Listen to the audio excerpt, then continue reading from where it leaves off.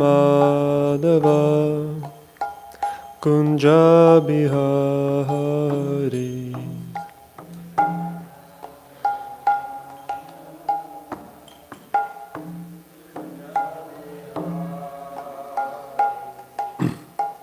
Gopi Jana Vallabha Girivardhari.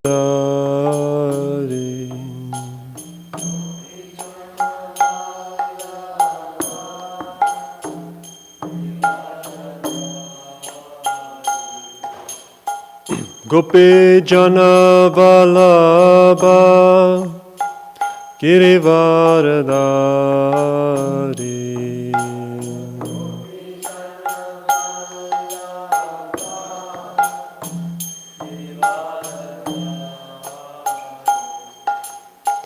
Yashodanandana Braja Janaranjana.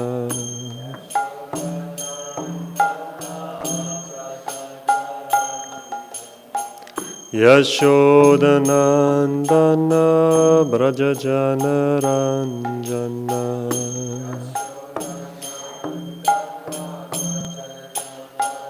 Yamunatira Vanachare.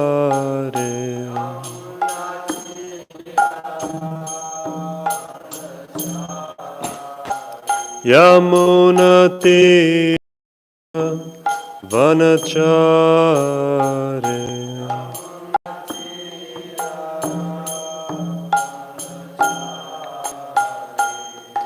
Jaya Radha Madhava Kunja Bihari.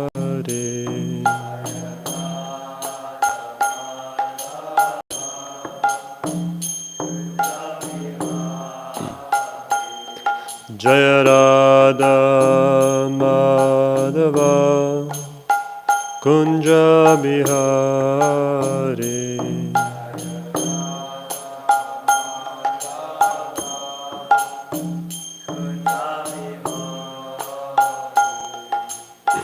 Gopi Jana Vallabha Girivardhari.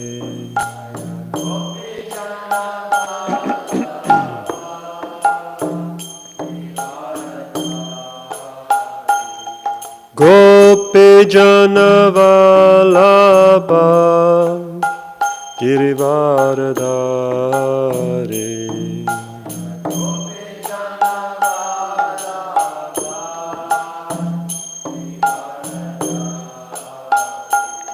Yashodanandana Braja Janaranjana.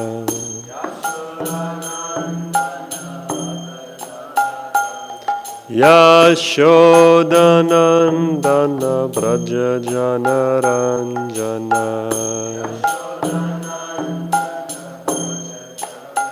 Jamunatira Vanachare.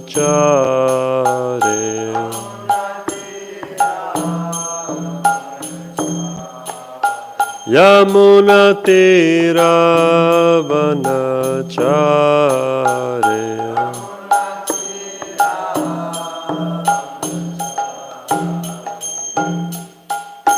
Shri Radha Govinda Deva ki, Grantara Śrimad Bhāgavatam ki, Go Premanande. Om Namo Bhagavate Vasudevaya. Om Namo Bhagavate Vasudevaya. Om Namo Bhagavate Vasudevaya.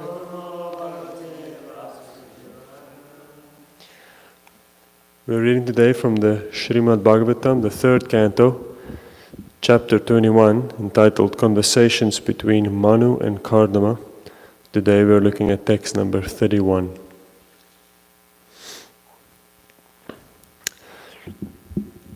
Kritva dayam cha jiveshu dhatva cha bhayam atmavan Mayatmanam saha jagad Drakshasyatmani chapimam Kritvadayam cha jiveshu Datva cha bhayamatmavan Mayatmanam saha jagat Drakshasyatmani chapimam Kritvadayam cha jiveshu Tatvacha bhayamatmavan Mayatmanam saha jagad Drakshasyatmani chapimam.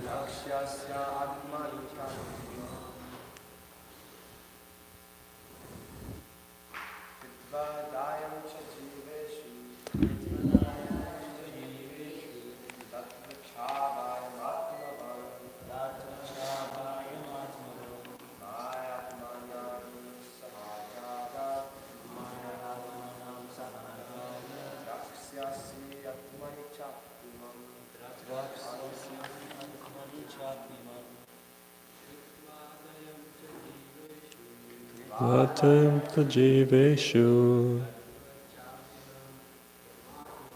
Dattvacha bhayamatmavam Mayatmanam saha jagat Drakshasyatmani chapimam Kritvadayam cha jiveshu Tatvacha bhayamatmavan Mayatmanam saha jagat Drakshasyatmani chapimam. Ladies. Kritvadayam cha jiveshu Tatvacha bhayamatmavan Mayatmanam saha jagat Drakshasyatmani chapimam.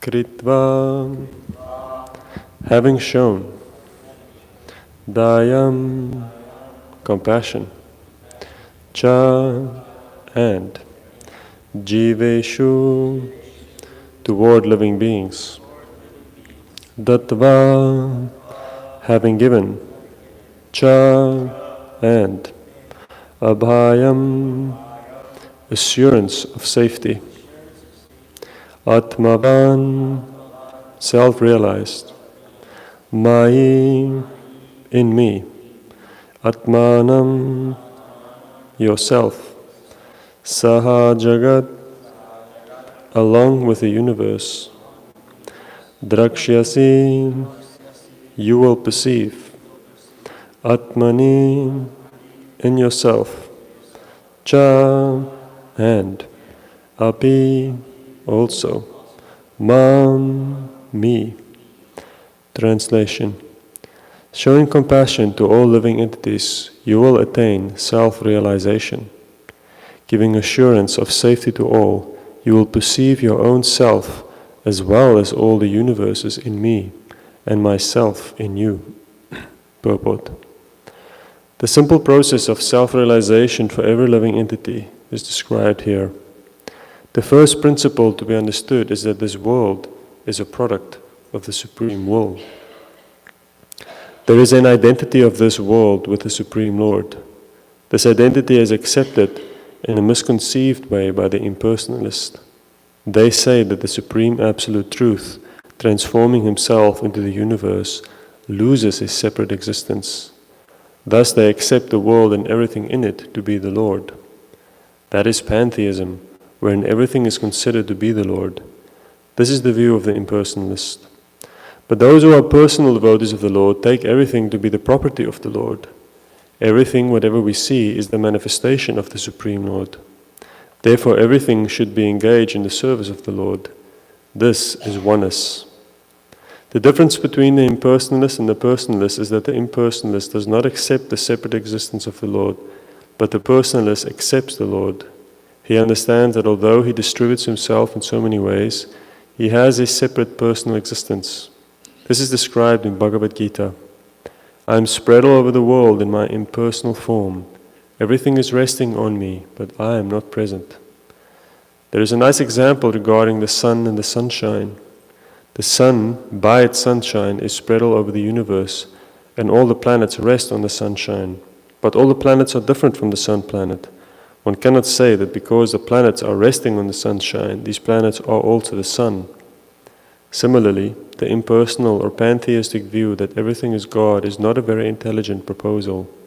The real position, as explained by the Lord Himself, is that although nothing can exist without Him, it is not a fact that everything is Him. He is different from everything. So here also the Lord says, you will see everything in the world to be non-different from me. This means that everything should be considered a product of the Lord's energy, and therefore everything should be employed in the service of the Lord. One's energy should be utilized for one's self-interest. That is the perfection of the energy.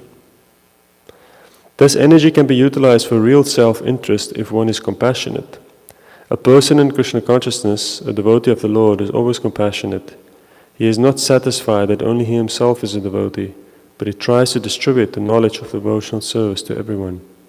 There are many devotees of the Lord who faced many risks in distributing the devotional service of the Lord to people in general. That should be done.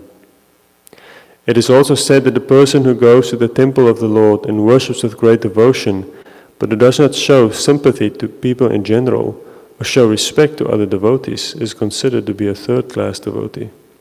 The second-class devotee is he who is merciful and compassionate to the fallen soul. The second-class devotee is always cognizant of his position as an eternal servant of the Lord. He therefore makes friendship with devotees of the Lord, acts compassionately toward the general public in teaching them devotional service, and refuses to cooperate or associate with non-devotees.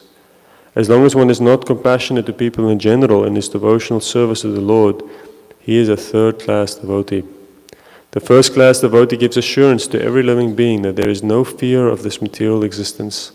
Let us live in Krishna consciousness and conquer the nescience of material existence. It is indicated here that Kardama Muni was directed by the Lord to be very compassionate and liberal in his householder life, and to give assurance to the people in his renounced life. A sannyasi, one in the renounced order of life, is meant to give enlightenment to the people. He should travel, going from home to enlighten. The householder, by the spell of Maya, becomes absorbed in family affairs and forgets his relationship with Krishna. If he dies of forgetfulness, like the cats and dogs, then his life is spoiled. It is the duty of a sannyasi, therefore, to go and awaken the forgetful souls with enlightenment of their eternal relationship with the Lord, and to engage them in devotional service. The devotee should show mercy to the fallen souls and also give them the assurance of fearlessness. As soon as one becomes a devotee of the Lord, he is convinced that he is protected by the Lord. Fear itself is afraid of the Lord. Therefore, what has he to do with fearfulness? The word fearlessness to the common man is the greatest act of charity. A sannyasi, or one who is in the renounced order of life, should wander from door to door, from village to village, from town to town, and from country to country, all over the world, as far as he is able to travel, and enlighten the householders about Krishna consciousness. A person who is a householder but is initiated by a sannyasi has the duty to spread Krishna consciousness at home. As far as possible, he should call his friends and neighbors to his house and hold classes in Krishna consciousness. Holding a class means chanting the holy name of Krishna and speaking from Bhagavad Gita or Śrimad Bhāgavatam. There are immense literatures for spreading Krishna consciousness, and it is the duty of each and every householder to learn about Krishna from his sannyasi spiritual master. There is a division of labor in the Lord's service. The householder's duty is to earn money, because a sannyasi is not supposed to earn money, but is completely dependent on the householder. The householder should earn money by business or by profession and spend at least 50% of his income to spread Krishna consciousness. 25% he can spend for his family, and 25% he should save to meet emergencies. This example was shown by Rupa Goswami, so devotees should follow it. Actually, to be one with the Supreme Lord means to be one with the interests of the Lord. Becoming one with the Supreme Lord does not imply becoming as great as the Supreme Lord. It is impossible. The part is never equal to the whole. The living entity is always a minute part. Therefore, his oneness with the Lord is that he is interested in the one interest of the Lord. The Lord wants every living entity to always think about him, to be his devotee and always worship him. This is clearly stated in Bhagavad Gita. Manmana bhavamad bhakta. Krishna wants everyone always to think of him. Everyone should always offer obeisances to Krishna. This is the will of the Supreme Lord, and devotees should try to fulfill his desire. Since the Lord is unlimited, his desire is also unlimited. There is no stoppage, and therefore the service of the devotee is also unlimited. In the transcendental world, there is unlimited competition between the Lord and the servitor. The Lord wants to fulfill his desires unlimitedly, and the devotee also serves him to fulfill his unlimited desires. There is an unlimited oneness of interest between the Lord and his devotee. Om Jnanatimirandasya Gyananjana Shalakaya Chakshurunmilitam Yena Tasmai Shri Guruve Namaha Shri Chaitanya Manobishtam Stapitam Yena Bhutale Swayam Rupa Gadamayam Dadati Swabhadantikam Vandeham Shri Guru Shri Yutabadagamalam Shri Gurun Vaishnavangscha Shri Rupam Sagrajatam Sahagna Ragnatanvitam Tam Sajivam Sadvaitam Savadutam Parijana Sahita Krishna Chaitanya Devam Shri Radha Krishna Padam Sahagna Lalita Shri Vishakan Vitangscha Hey Krishna Karuna Sindhu Dinabandhu Jagatpate Gopesha Gopika Kanta Radha Kanta Namostute Tapta Kanchana Gaurang Hey Radhe Vrindavanishvare Vrishabhanu Sutta Devi Pranamami Hari Priye Vansha Kalpatarubhyascha Kripa Sindhubhya Cha Patitanam Pavanebhyo Vaishnavebhyo Namo Namaha Jai Shri Krishna Chaitanya Prabhu Nityananda Shri Advaita Gadadhara Shri Vasari Ghora Bhakta Vrinda Hare Krishna Krishna Krishna Hare Hare Hare Rama Rama Rama Hare Hare.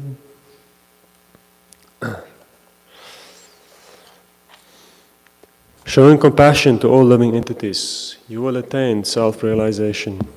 Giving assurance of safety to all, you will perceive your own self as well as all the universes in me and myself in you. So in this chapter, in this section, we are hearing the Lord's response to Kardama Muni's prayers. So we know that Kardama Muni was sitting in his hermitage, and for many years he had been meditating on the Supreme Lord. And when the Lord finally appeared to him, Kardama Muni offered him great prayers of glorification and also submitted his request that he was looking for a suitable wife. Kardama Muni also, in the characteristics of a devotee, in the humility and of the Vaishnava, we can also see from his prayers that he was ashamed by his desire, that he had any desire other than just simply to see the Lord. And he acknowledged that were he more advanced, or were he more deeply absorbed in the Lord's service, that it wouldn't have been necessary for him to ask for anything else. So he says this interesting verse. He says, he acknowledges that the Lord is the creator of everything and the leader of everything. And he said that, but desiring to marry a girl of like position, who may prove to be a veritable cow of plenty in my married life, I have sought shelter of your lotus feet, who are the source of everything, for you are like a desired tree. But he acknowledges and he says, yet for persons who have given up stereotyped worldly affairs and the beastly followers of these affairs, and who have taken shelter of the umbrella of your lotus feet, by drinking the intoxicating nectar of your qualities and activities in discussions with one another, one can be freed from the primary necessities of the material body. So he acknowledges that what he desires in addition or separate from the Supreme Lord is not really required, but he is also a little bit ashamed, naturally, by the fact that he has desires except for those of pure devotional service. But then we see in the Lord's response was that firstly he told him, he said, I already know what you want in your heart. I've already seen it. It's not just that the Lord knows, but he has already made arrangements for those desires to be fulfilled. Because these desires is not opposed to his devotional service. In fact, his desires are part of the Lord's plan. The Lord explained that I have already inspired Swayambhuva Manu to come here to offer his daughter unto you. And the children of your children will play a pivotal role in my plan for this universe. The 9 daughters of Kardama Muni will become the wives of the great sages. The great sages will then also the Prajapatis, who will then inhabit or create progeny that will inhabit various universes. So we can also understand from this that Kardama Muni this pastime is taking place quite early in the universe. And Kardama Muni is not just an ordinary sage, but actually an immensely powerful being. And above those 9 daughters, he will also get a son, Kapila-dev, who will be a plenary portion of the Lord and who will then teach Sankhya philosophy. So that is the interesting nature of how the devotee himself doesn't always necessarily understand the part he has to play in the bigger scheme of things.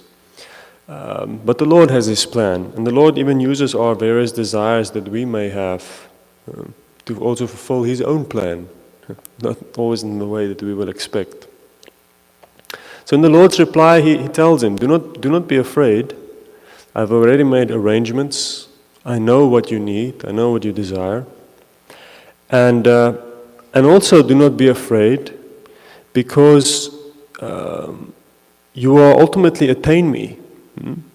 Because even in your household or life, if you properly carry out my instructions and you resign the fruits of your actions unto me, then the end result will be that you will also still attain my shelter. Now the devotee is naturally, any devotee is naturally a little hesitant, or a little fearful of becoming involved in the world. So that is what happens when we become a devotee. You realize that there is the spiritual world and there's the material world. But even in the material world, there is the society of the Vaishnavas, and then there's the society, the normal society, you could say. The Christians call it the world, where people have to work to make money and make a living. And that the world is such a place that you never know what's going to happen there. And the world is also designed in such a way that for those who are not keeping their connection to Krishna, the world will pull you in and it will drag you down. And that has to be understood very clearly. One should not harbor any illusions about this. The world is designed in such a way to cover us and to increase the likelihood that we will forget Krishna. Because the world requires us to engage in fruitive activities. Means we need to work for what we want to enjoy.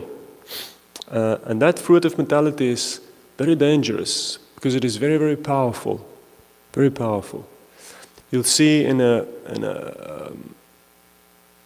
the difficulty with work in this world is to find an adequate motivation to do it. So we see in Krishna consciousness, for example, in the temple. In the temple it's sometimes difficult to work. Or in the temple you will see that you will oscillate between working extremely hard, harder than you've ever worked in your life before, going beyond all your limitations. When there is inspiration, When there is inspiration, you can work like anything. Work throughout the whole night. You don't even have to eat on festival days. You can just, it's amazing. But then once that inspiration evaporates, then what happens then? Then even the smallest thing becomes painful. Washing the dishes becomes painful. Even cleaning the floor becomes such a painful task. Why is that? Because it's not your house. It's not our house. It's not your own space. It's a shared communal space. So unless there is some feeling of affinity towards devotees or some feeling of connection towards Krishna, you see that life in the temple or in any kind of community becomes very, very difficult because there is no there's no immediately perceived personal benefit. If we look at the history of the world, it's fascinating to see how the world has transitioned in a relatively short period of time, say in about 500 years, in an era in which the majority of the world lived communally. Communal living in villages. It was not just in India that there was villages, the whole world lived in villages. In Europe, people lived in villages. And it was amazing if you see how these villages worked. They worked on, there was the sense of private property did not exist like it exists today. It's difficult for us to imagine because we all grew up in a private property society. But if you look, for example, at even in the 1400s, 1500s in Europe, and then even up until more recently in India, property was very differently conceived. You would have a lord who would have an estate, and then there would be a village on there, and then there would be farmland. But that farmland was farmed by the villagers, but it didn't belong to any specific villager. It would be distributed every year according to need. So there would be farmland, and then according to the size of your family, if you get a child, well then the Lord, he would allocate some extra land to you. And if someone would pass away, well then you need less land. And in this way, every year it was redistributed. All the villagers, everybody had the principle was that everybody should have enough to live. And in this way, and there was also communal land. And we see that the Lord was very interesting. So in one sense, okay, he was the landlord, he was the owner, but he had a lot of responsibilities. And we see that the church, they considered, not the church, but also the law, considered the responsibility of the landlord to be similar to those of a father towards his children. So it's not purely a commercial transaction, but it is a filial relationship. So for example, if there would be a widow, then the Lord had the responsibility to take care of her, because no one else is there to take care of her. If there were orphans, if they were disabled, they all had to somehow be fed by everyone. You cannot kick them out simply. Just like if you have a child. If you have a child that's disabled, what can you do? You have to take care of him, because it's not like a job where if someone is not working hard enough that you just fire them. So, see, that's how villages used to work. These villages were very interesting because so even though you had lords, the villagers weren't really all that profitable. Because people only worked as hard as they needed to work. And the rest of the time, what did they do? They lived. They lived, yeah. Most of the time, oftentimes, would be taken up in religious performances, social life, doing things that people did. So if we look at India, a very similar system was there. Villagers were there, but people didn't own. So then what happened is that in the 1600s, there was a shift. And some of the landlords, they started to realize that if they kick everyone off this land, instead of having they have all this land, but most of the land is used by the villagers to grow the food that they need to live. So the landlords realized that if you kick everyone off the land and you take all that land, you just keep 4 or 5 people, and you just raise sheep, tons of sheep. And you can take all the sheep, so you increase your herd of sheep immensely, because you don't have all these, villagers that you have to take care of that's occupying so much land. Then you can just grow, you can just have a lot of sheep, and you can sell that wool, because at that point an international market of wool was starting to grow. And you can become much wealthier by just having your own sheep and selling that wool, and by having all these peasants that you have to take care of. And then, but you have to understand that that was a radical break with tradition, because that completely went against the spirit of the landowner as the representative of God, who is taking care of the people that has somehow been put in his charge. Which was very much, that was the theological underpinning of the whole situation. Because at that point, you have to remember, the idea was that God is the owner of everything. Even the king, he is just the representative of God. It's not that he is the owner, it's just God has somehow put him in charge as the steward of the land.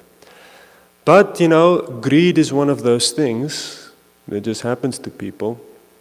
And then some of these landowners, they started to do that. They started to just kick people off their land and increase the size of their herds.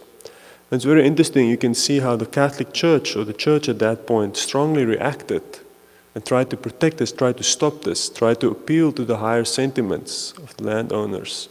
They even made a prayer, a specific prayer that all the peasants should pray every time that they eat, to try to appeal to the landowners to not be so harsh and callous.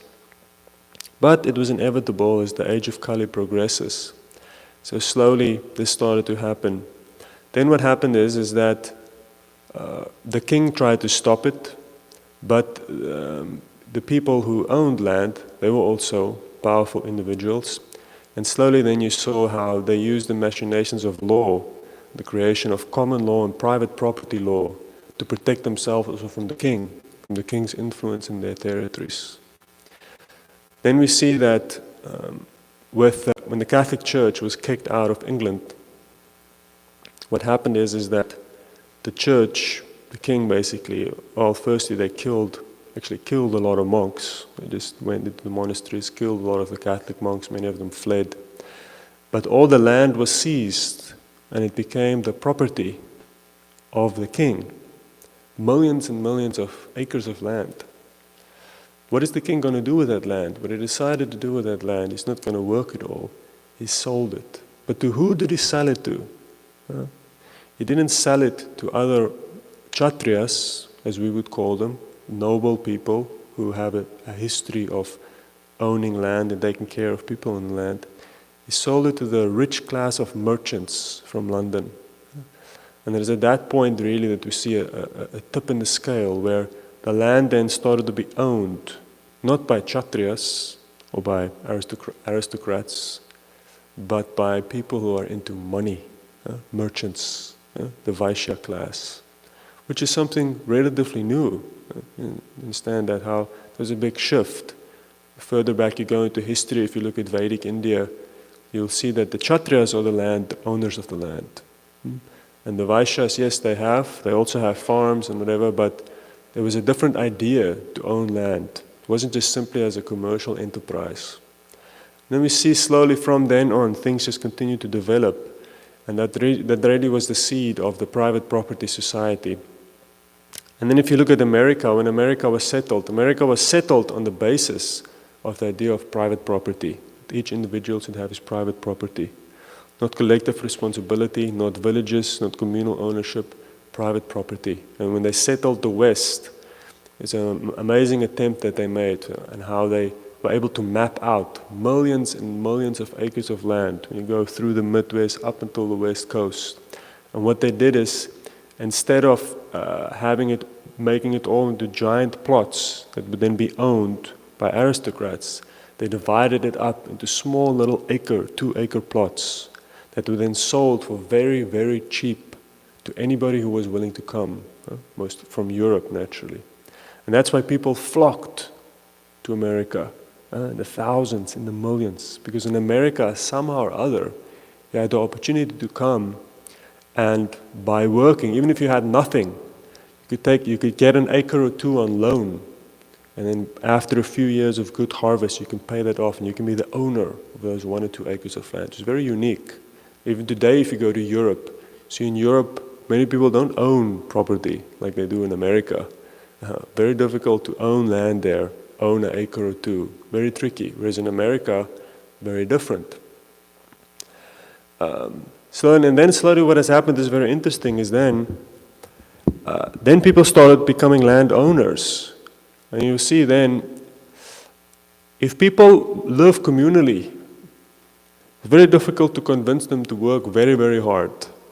Because they'll only work as hard as they need, as is required to survive.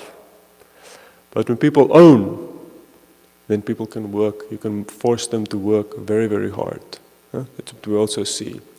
So, as the sense of private property has expanded, we see people have to work harder and harder and harder for that, because the gain seems more immediate, because it's your own private property. But it is naturally also created a society.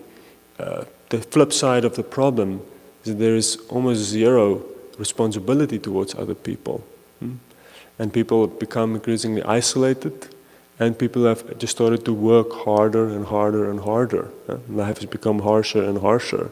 And now, if you're not basically, if you can make that jump to owning property, then if you can't make that jump, then you're going to be basically tied to someone the rest of your life, and there's no knowing.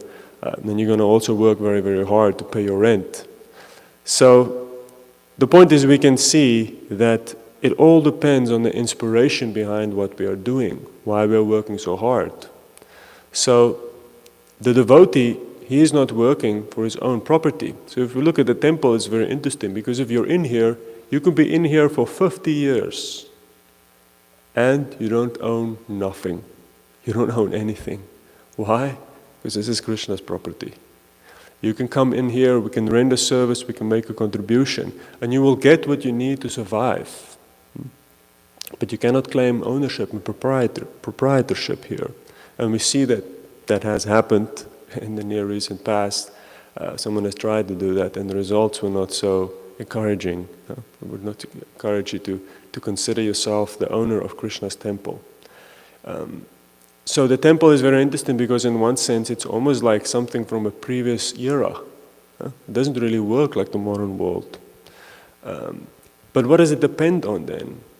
It depends on that sense of communal responsibility, a sense of shared feeling for those who we are living with, and a sense of an obligation towards God.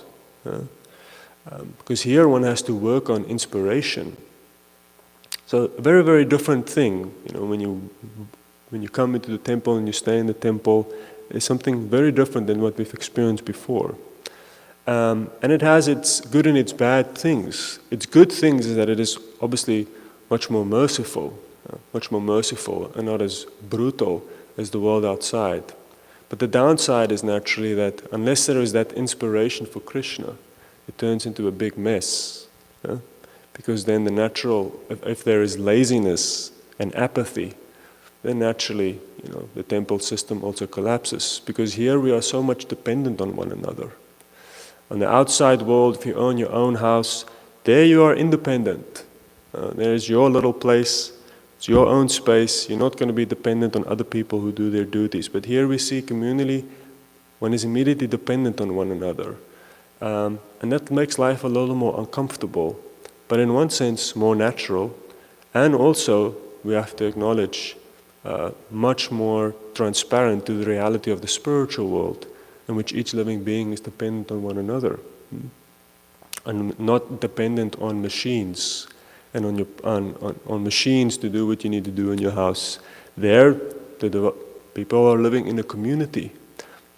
So what we see here, Kardama Muni naturally, he was feeling afraid.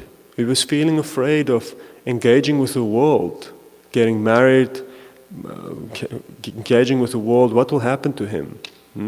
He has been a sage for so many years, just sitting on the bank of a sacred river, doing his meditation, and now suddenly he will have to interact with the world.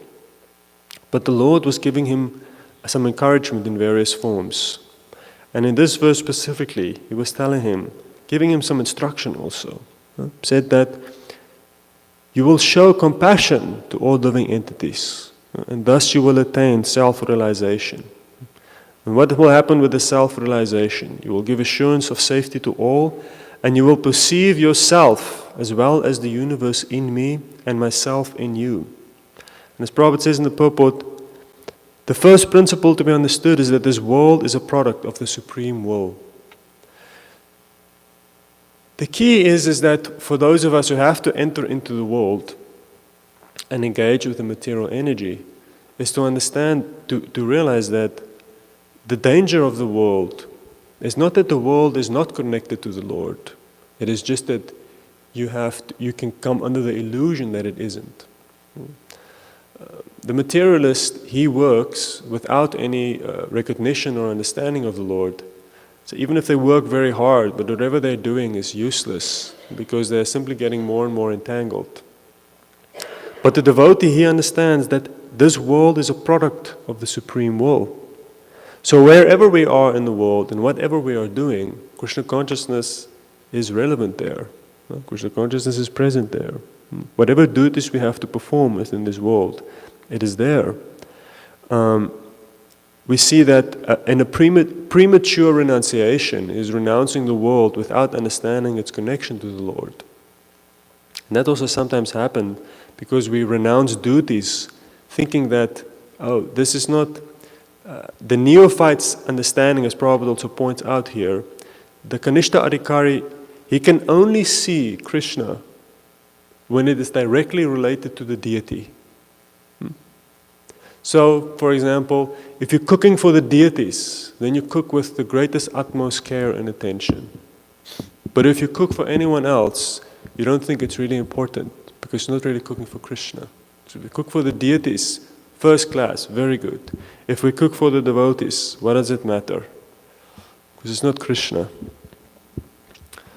So this is unfortunately a mentality that will make it basically impossible for us to progress. So Prabhupada's point here is that you have to understand that whatever you are doing is important in the world. Whoever you are speaking with, it's important. It is not simply that disrespect towards Krishna will hamper your spiritual life. Disrespect towards anyone will be a problem in your spiritual life. We see that sometimes people, if you get married and you have a difficult marriage, or then to still understand that, listen, disrespect towards your wife and your children, or disrespect towards the members of your community, that will directly influence your relationship with Krishna. So these things are all meaningful. Disrespect even towards any ordinary living entity. Lord Chaitanya says in the Chaitanya Bhāgavatam, disrespecting any living being is ultimately, that's how an offense towards the Supreme Lord starts. It's by being disrespectful towards anyone. And similarly, being respectful towards one and all, that is the key to even entering into spiritual consciousness. We see that Lord Chaitanya in the Trinada Peace Sloka, he says, offering respects unto everyone, everywhere, everything you see, everywhere you go, that is all Krishna's energy. Wherever you might find yourself, and whatever condition of life, in whatever relationship with the world, by understanding that it is Krishna's energy, that is how we will be saved. By seeing the world disconnected from Krishna, that is when the world reveals its entangling feature. And that's when we become covered by fruitive activity. It's like I said in this whole example, how the modern world is so much based on private property. Only thing people can see is their private gain because of their own sense of ownership. And everything that comes from that is just contaminated and disturbing. But even the devotee can live in the modern world, even though it is set up in an unideal sense, but still by understanding Krishna is the ultimate owner. Krishna is the ultimate owner here. And we should not underestimate the power of that simple mentality. Prabhupada says it is that sense that Krishna is the owner is what makes one immune to all kinds of reactionary elements of one's work. By simply recognizing that Krishna is the owner. To what extent we have to relate to the world. And this then becomes very key for the householder devotees. As we see that this chapter is very much about. It's about entering into household life. To understand that when one enters the household life, you will have the experience of having your own space and having, a sense of private property, a sense of a private domain that is yours. But do not be fooled.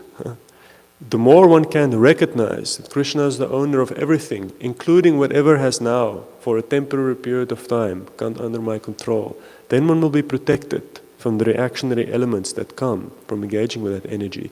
And the Lord says, do not be afraid. And the main thing that He says here is your orientation towards other living entities, even as a householder specifically, should be one of compassion. Kritva daiham cha jiveshu. When one enters into the world, into the competitive world, the world is competitive. Jiveshu jivanam.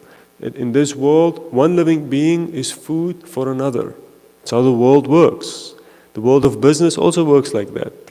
One business's success is another business's failure. That's how the world works. If you're in your job, your colleagues, they are your competitors, is it not? So competition is the reality of life outside there.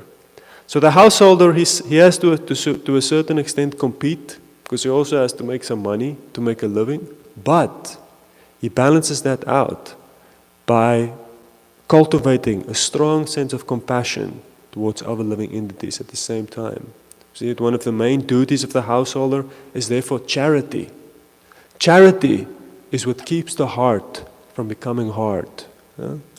By making money, you have to toughen up a little bit. You have to toughen up by working hard and performing austerities and even competing with others. That's fine. That's the name of the game. That cannot be changed. But what do you do with that money that you get?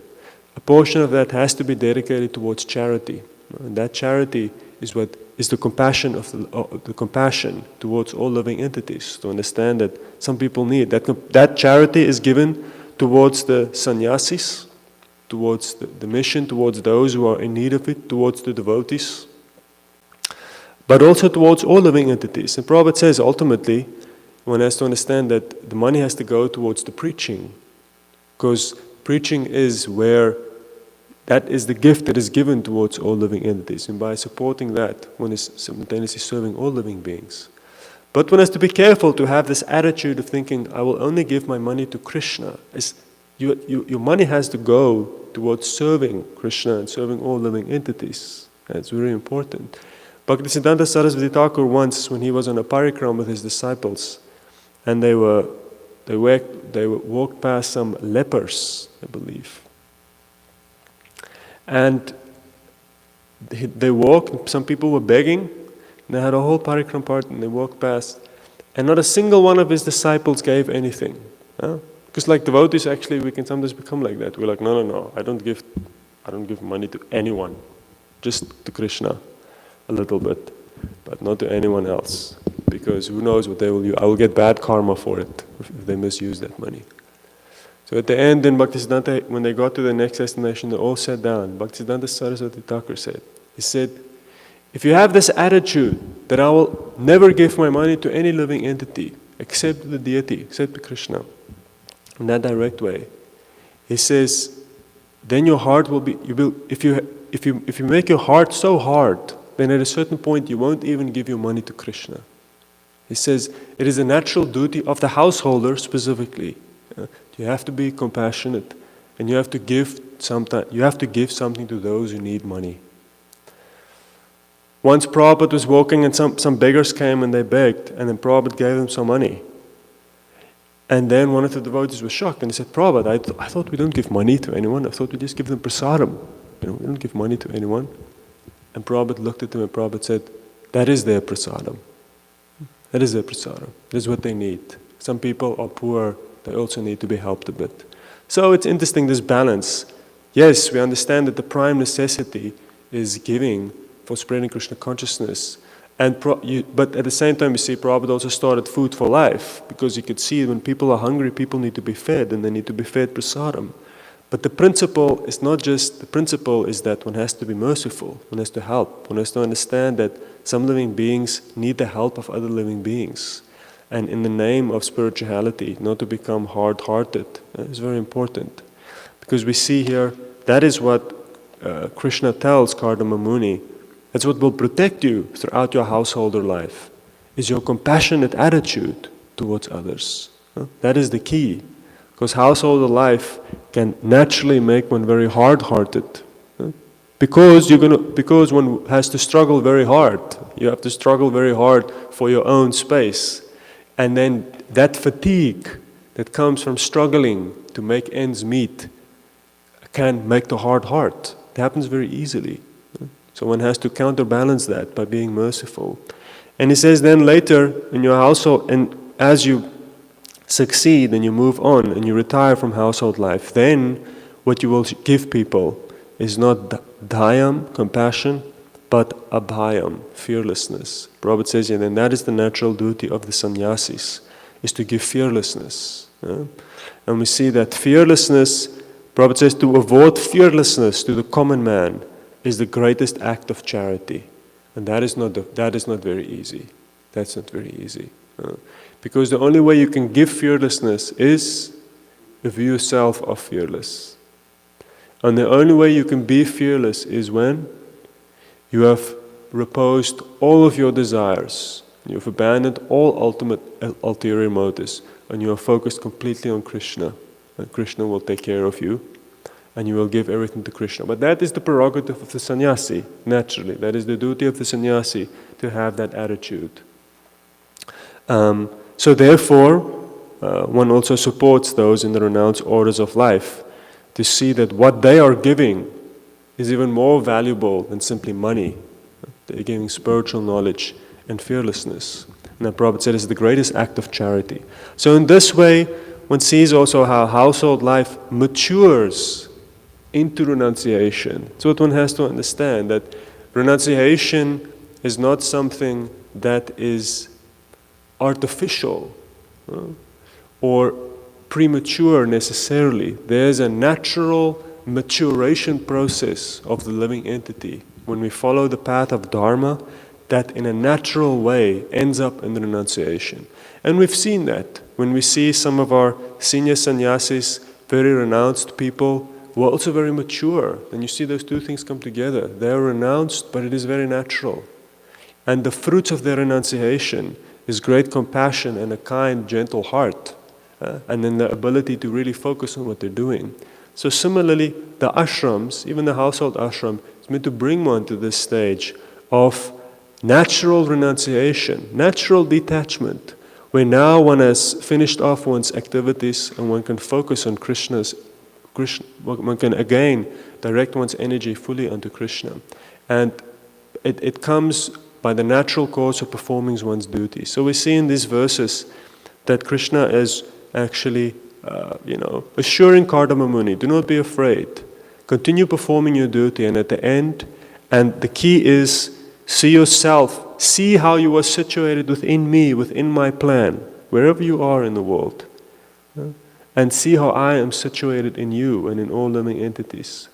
And in this way, that is what one has to practice wherever we go in life, regardless of what kind of path one takes. And whatever situation we end up in life, one has to understand, as Prabhupada says, that Krishna consciousness is present everywhere. There is no domain of life where there is no opportunity to be Krishna conscious. That really is the key. And household life, the temple prepares us, for the most of us, the temple is a preparation for life. It's like one comes in, it is for most, the temple is a educational period where one comes and one gets trained up to be a devotee. And for some of us, we stay in the temple our whole life. Those who are very Brahmanically inclined, because one has to live very, very simple. If you want to live your whole life in the temple and live on, then you have to be very Brahmanical. For most people, that's a little tight and not very natural. Therefore, most people at a certain point step out and make their way in the world. But then, what do you take with you? You take with you the training you have received. And what is that training? Training is culture, but more importantly is the vision of Krishna consciousness, seeing Krishna everywhere, and specifically seeing Krishna present and your actual in the world, which also means your actual worldly duties. We think that Prabhupada's amazing contribution to one of his many contributions, but one of Prabhupada's amazing contributions was what we can call practical theology. Prabhupada says once that, yes, we will write a book and we will call it practical theology. Meaning that, again, making that connection between seeing how our experience of Krishna and our ability to connect with our mystical practices is firmly rooted, firmly dependent on the execution of our practical duties. At the end of the 5th chapter of the Bhagavad Gita, Prabhupada explains that it all depends on the execution of practical duties. So many of these practical duties, that is what to be learned in the temple. There's a culture, a certain way of behavior, even a certain way of organizing our physical world, cleanliness and punctuality, and then dealing with other people in a respectful way. These things are not just secondary details. These are, for most, the primary means by which we will connect. These things, this is what will influence our ability to be able to perceive Krishna or not. Because it is in these things that we will either be attacked by the modes of passion or ignorance, or that we'll be blessed by the modes of goodness, and allow us entry to Krishna's lotus feet. And we know that disrespectfulness, uncleanliness, disorganization, they all will come between us and Krishna. So therefore, Krishna is present in the world. The things we actually do in the world, it matters. And that's very important. So even for those of us who are renounced, and even though we know the world is temporary, our duties in this world is actually still of critical importance. Prabhupada says that every sane man is careful not to fall down from his position, and therefore carefully executes the duties of his life, even when these duties look apparently mundane. But there's no such thing as an apparently mundane duty. So you can say, oh, I'm a husband and father, oh, it's a mundane duty. It's not mundane. Because how you treat your wife and your children is going to have direct consequences on your relationship with Krishna. If you're going to abuse someone, do you think that's going to not affect your relationship with Krishna? So in this way, we have to understand that our interactions, the reality is that nothing in this world is really casual. Everything in this world is meaningful, because Krishna is in everyone and Krishna is everywhere. And that by seeing things in this way, Brahmananda tells a story once when Prabhupada, this is the early days in 26th Avenue, and he asked Prabhupada for some money to pay parking or something very small. And Prabhupada asked him what was the money for, and he said, and Prabhupada took out his purse and he opened it up and he put his hand in there. And he took the money out and put it very carefully in Brahmananda's hand. In a very careful, thought out way. Brahmananda was he realized how much concern Prabhupada had, or how conscious Prabhupada was, even though it was just $1. And he realized how careful he should be in spending these things. And that was Prabhupada's principle. The same thing happened once when they were in India. They got a check. Prabhupada, he had to go ask Prabhupada to write a check. And Prabhupada wrote a check and it was for a lot. It was $100,000 or something, which at that time was a lot of money. It's a big construction check. And he heard the thing. He said they needed more money, and Prabhupada said, okay, why do you need it? And he explained. The Prabhupada says, okay, that sounds reasonable. I will write you the check. He wrote out the check. And then before he gave him the check, he took the check back. And he said, how much does it cost to take a rickshaw to the bank from the temple? And he said, it costs this much. And he says, how much does it cost me to mail the check directly to the bank? And they said, how much?